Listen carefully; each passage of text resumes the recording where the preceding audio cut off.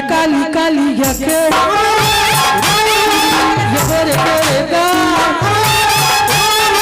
ये बिगड़ी बिगड़ी जुल्फे ये बगी बगी चाल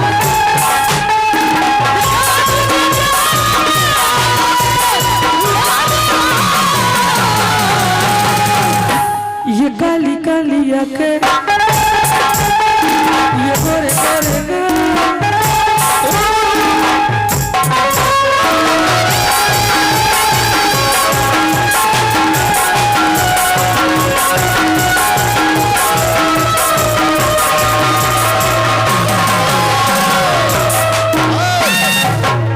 हमारे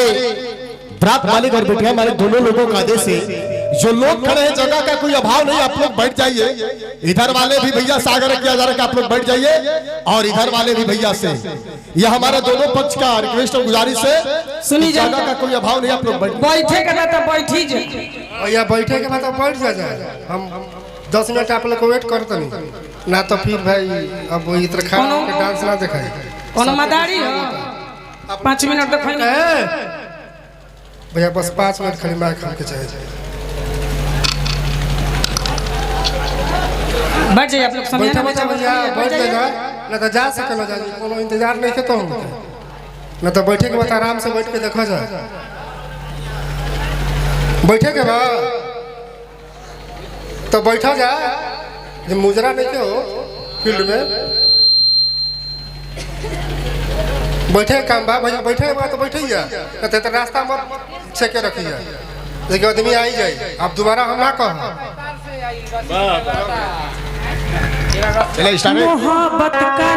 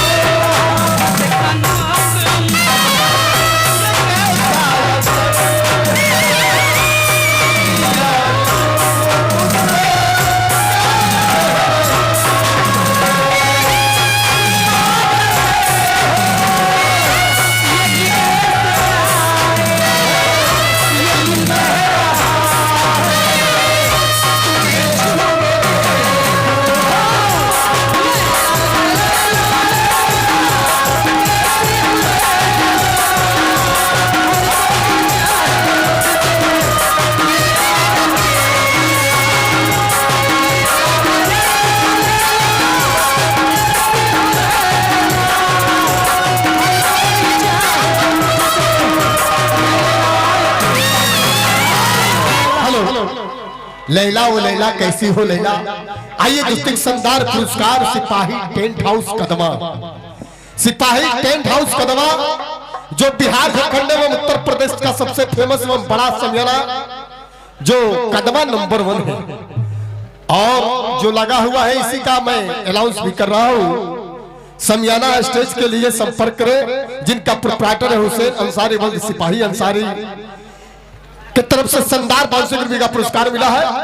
आजादा रहुआ सबे के समियाना स्टेज खाते अगर दिक्कत हो कि ना संपर्क कर पाई तो हमारी कंपनी मार्केट दरखा जिसे भी आप लोग संपर्क कर सकते हैं समियाना खाती।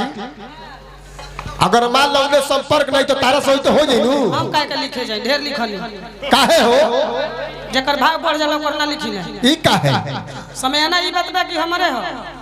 बाप रे बाप हई काटो तो दुखे बा हई काटो तो दुखे बा काट देनी करबो ना करबा कहतनी के हमरे है सुन ला ए सुनो के मिसाल कहल रहे कि पुतवा मिट भतरो मिट क्रिया के तू सब काम ना करी ना शानदार पुरस्कार है।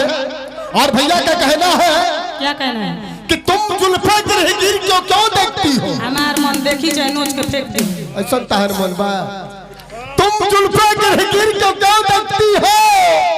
और दिल कैद है जिसमें वो जंजीर क्यों देखती हो।